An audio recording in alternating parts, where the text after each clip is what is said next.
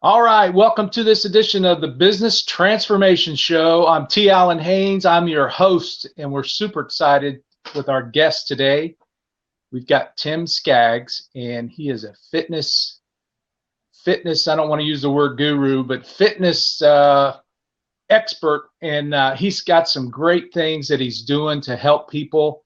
And he's also involved in the mega book project called Essential Wisdom, Personal Development, and Soul Transformation that's coming out this spring. And Tim, welcome to the show.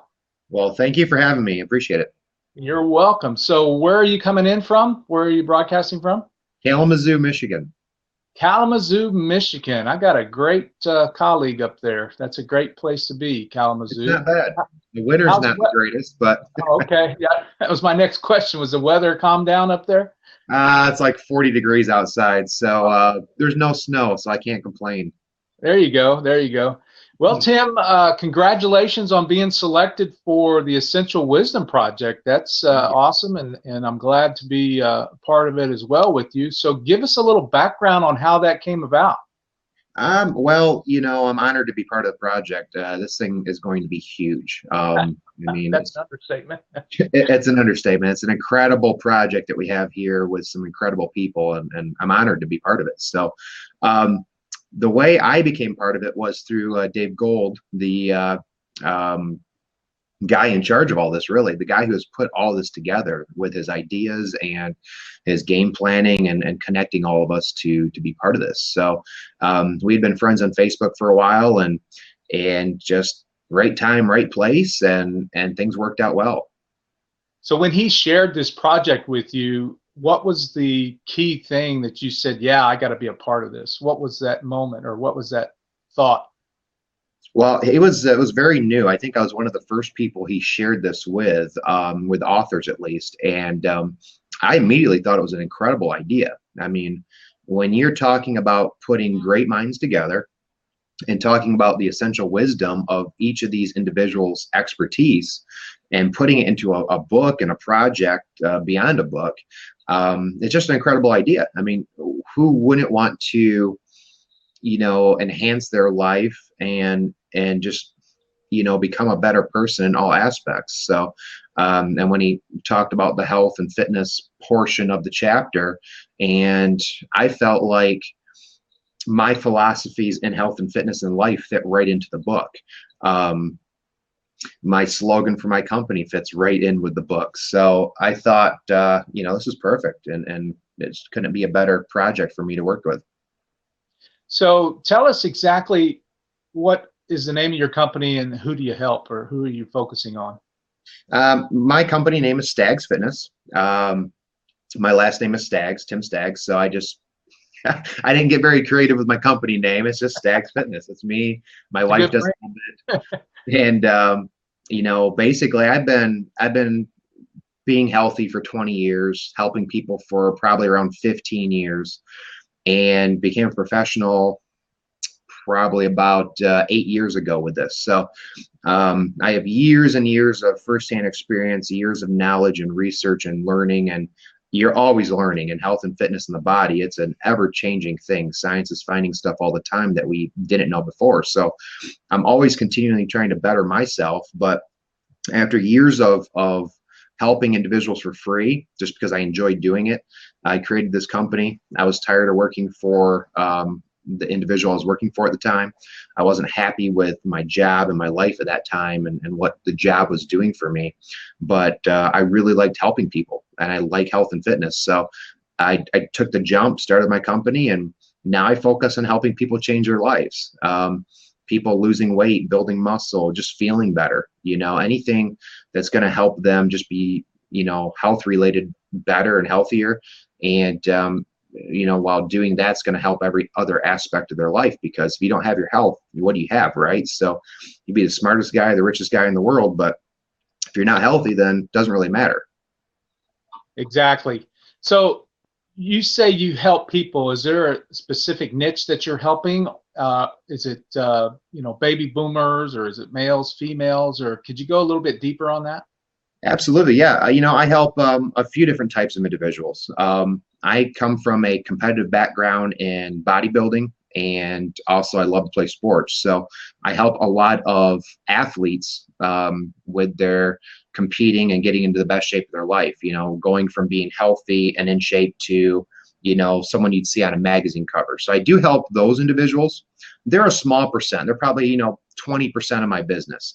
The other 80% is going to be just your average individual who's probably overweight. Maybe it's 20 pounds, maybe it's 100 pounds. But they realize that they need to change their health because it's taking them down a path that is no good for them. And basically, I put together the game plan for them to get to their goals. So let's say you have a goal to lose 50 pounds.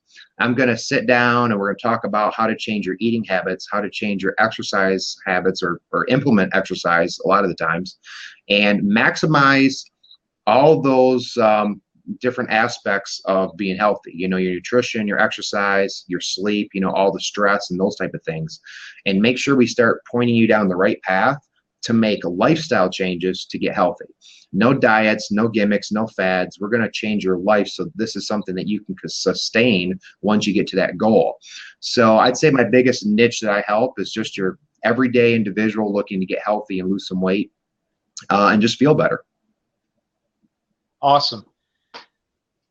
You mentioned a while ago you do some competitive things, physique type things. Tell us a little bit about that. I mean, you've come a long way with that, so share that with us a little bit.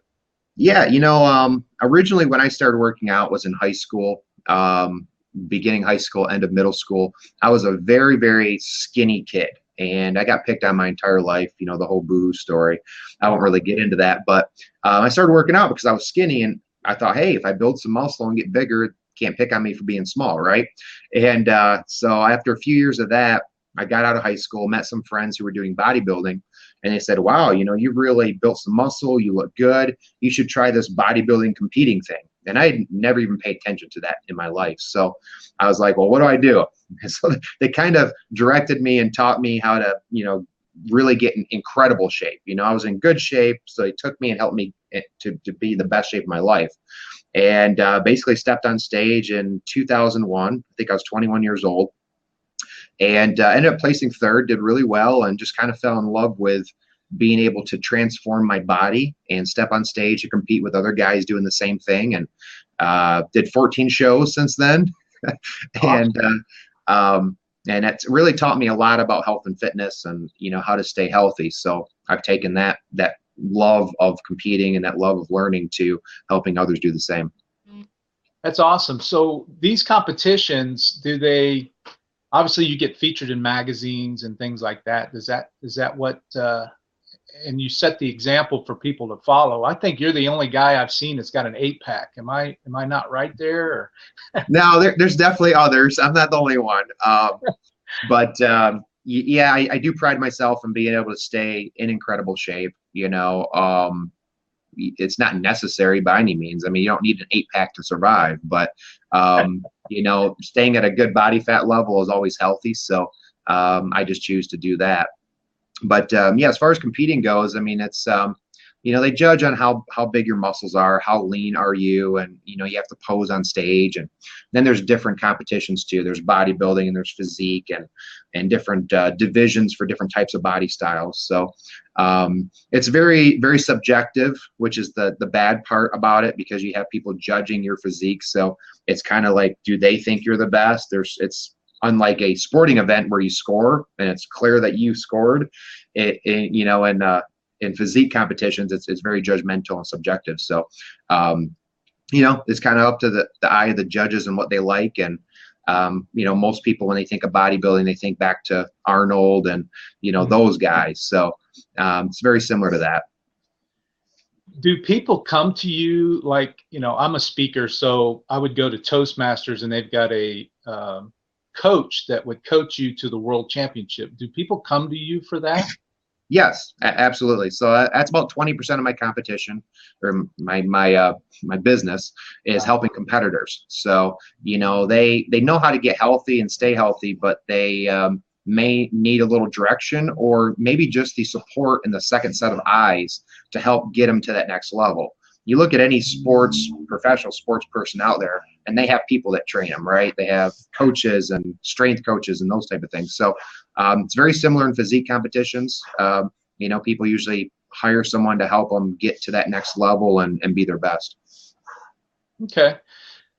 And so these people that come to you, they're looking to get the physique that you have, so you coach them. And what are some of the obstacles that you're seeing that they can't overcome, or they feel like they can't achieve, and how do you help them overcome that? It's similar for a lot of my clients. Even someone just trying to lose weight has very similar obstacles. One of the biggest things is the temptations all around us, right? I mean, we're flooded with, food commercials and fast food and, the ability to sit on the couch and watch TV versus go do some exercise and be healthy. So, part of it is holding them accountable, helping them find the reason why they're doing it. I find that's probably the number one most important thing when helping someone, whether it's a competitor or just your average individual, is what's your why? What's your reason for getting in shape, or what's your reason for stepping on stage? And if we can't determine a strong why, they're probably going to fail. Because let's be honest, I mean, a piece of cake or cookie is going to taste better than a chicken breast or, something healthy, right? Broccoli. So they have to have a reason to choose the healthy alternative. And if they don't have a strong reason, they're going to fail. So a good example would be, everyone wants to be healthy, but that's not really the reason. What is it that makes you want to get healthy, right? So you have to dig really deep. Maybe for a single mom, it's the fact that she wants to be around for her kids, right? She realizes her family has a history of heart disease and diabetes, and they've all been unhealthy, and maybe they've died at an early age. She doesn't want to be that to her kids. So the reason for her to get healthy is to stay around and be there for her kids. That's a good reason. That's probably going to prevent you from doing the things that are making you unhealthy, and it's going to convince you to do the things to make you healthy. For me, when I started competing, my reason why was I'd always been the skinny kid getting picked on, right? So for me, it was I wanted to step on stage and prove to people that, look, I'm no longer that guy. I'm changing my physique. I'm changing my lifestyle, my mentality. I'm changing my confidence. And I'm gonna step on stage. I'm gonna beat some of the best people. So, same for probably any professional sports athlete. They have a strong reason why they want to be the best. And so finding that why is very important for helping people. That's awesome. Those that just tuned in, we're chatting with Tim Skaggs. He's been selected as a co-author of the Essential Wisdom book project. It's personal development and soul transformation. So let's go back a little bit. You mentioned being bullied, and I come across my feed every day of a young person that's either taken their life because of being bullied or things like that. So, that's tragic. And I mean, I'm not putting you on the spot for the solution, but do you feel that some of these kids, if they come into a program like this, that it can definitely help their self-esteem? And like you said, you were a skinny kid, but I had a growth spurt when I was 13. I was 6'5", 222 pounds. And I didn't have a problem with anybody after that. And Right. That was about sixth grade. So I get it. But what kind of wisdom can you give to maybe somebody's watching that's having a bully problem? I mean, what can you do there? Yeah, it's there's no easy solution, right? I mean, the solution to the problem, in my opinion, is parenting.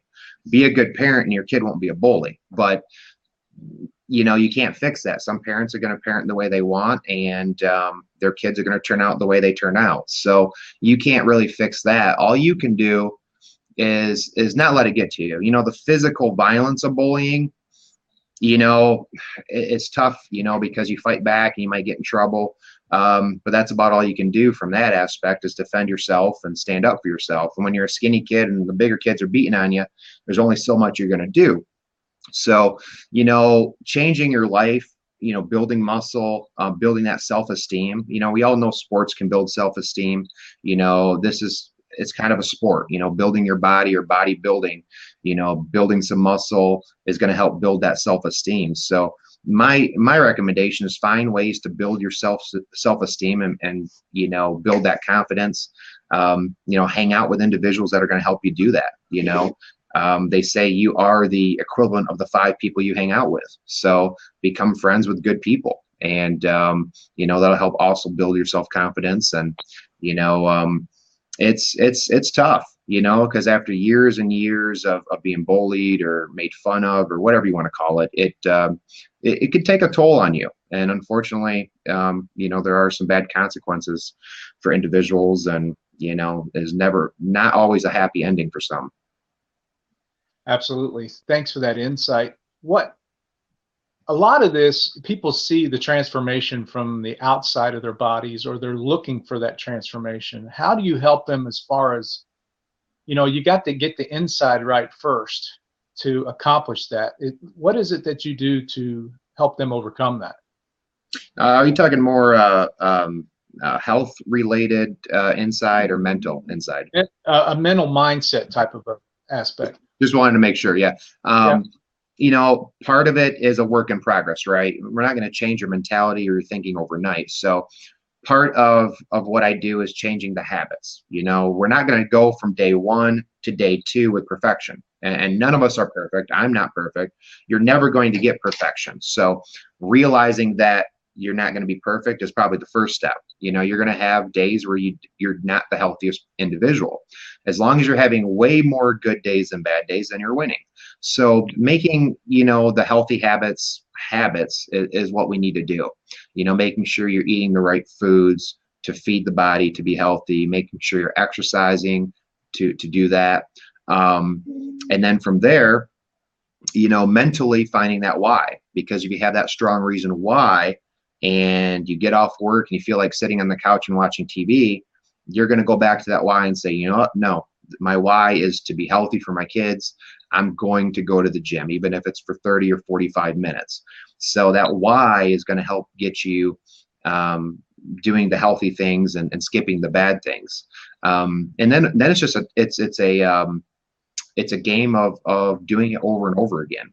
You start to, everything becomes easier once you start repeating those steps over and over. Eating healthy foods becomes easier because it's a habit. Going to the gym becomes easier because you've scheduled it and it's something that you just do now, right? So, those are the steps that we try to go through. And then letting people realize that, look, if you had a bad day or even a bad week, it's not the end of the road. I have bad days and bad weeks. It happens. And realizing that it's just a bad day or a bad week is huge. A lot of times that will completely, railroad someone from their goals. They have a bad day, so it's Tuesday, I'm just going to start Monday of next week. That's the bad mentality that we need to get over. I always tell people, if you're driving down the road and your car gets a flat tire, what do? Do you change the tire and keep going, or do you flatten the other 3 tires and walk home? Right? Too many of us flatten all the tires and we walk home because everything's ruined, right? So changing that mentality to just realize that, hey, you had a bad day, change a tire, get back on it tomorrow, and your results might be a little bit less than if you were perfect, but hey, as long as you're moving forward, that's the right direction. Awesome. We've got a seat open. If anybody wants to jump in and ask a question of Tim, we can do that right now. If not, we'll keep moving. So what do you want to see come out of Essential Wisdom? I know you're already a published author. What is it that drew you to this project and wanted to participate? There's a few things. I've always wanted to be part of something big, and what I'm doing with my business is important. I'm helping individuals get healthy, right? But there's only so many people I can help, and there's only so many hours in the day. So when it's all said and done, I can't help everyone everywhere, and nothing I do ever will help everyone everywhere. But to make a bigger impact, something like this can do that, because we can reach hundreds of thousands to millions of people and give them really the steps that it takes to get healthy, stay healthy, and live that healthy lifestyle and change their life. So That was huge for me because this fits right into my philosophies. I don't like diets or gimmicks or fads. What I wanted to do is provide the essential wisdom to get to your goals and be healthy. So this is perfect. Obviously, the monetary benefit would be huge for me. I'm a small business. I'm far from being rich. Yeah, I pay my bills. I love what I do, so I'm not complaining, but I definitely could use another income source. And if this can help a lot of people and also help provide for my family, that would be huge. So there's the monetary side, of course, and then of course name recognition. Getting out there and helping all these people through essential wisdom is going to help build my brand. Hopefully that helps put me out in front of more people to help. So it's a win-win. Absolutely. So we've got Lucas Hamilton along with us, and the story of Lucas Hamilton. It's a co-story that's running along with the 35 or so co-authors in this book that are trying to help Lucas Hamilton overcome some challenges in his life. So what would be your real quick piece of advice for Lucas Hamilton? Biggest advice I'd have for Lucas is find your why. Why is it that you want to reach these goals? What is it deep down that's pushing you to do it? And that reason should get you a little bit teary-eyed or make you cry. It should be deep. It should be very emotional. And if it's not emotional, then go to bed, sleep on it, and wake up and think a little bit more about it.